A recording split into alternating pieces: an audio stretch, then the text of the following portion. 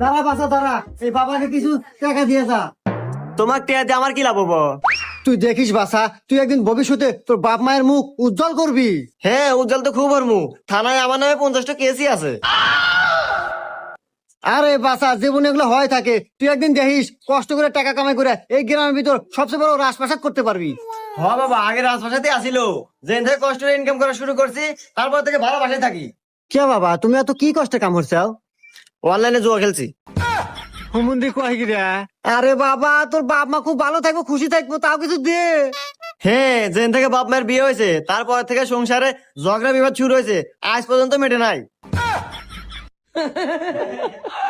এই বাসা, তোর ছোট ভাই আছে? হে বাবা, আপনি কেবার জানলেন?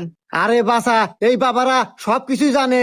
তোর ছোট ভাই দেখিস একদিন তোর জন্য ভালো কিছু করব, এখন তো কিছু দে। হ্যাঁ, ভালো কাম তো হয়েছে। 2 বাচ্চার মালিক না বলা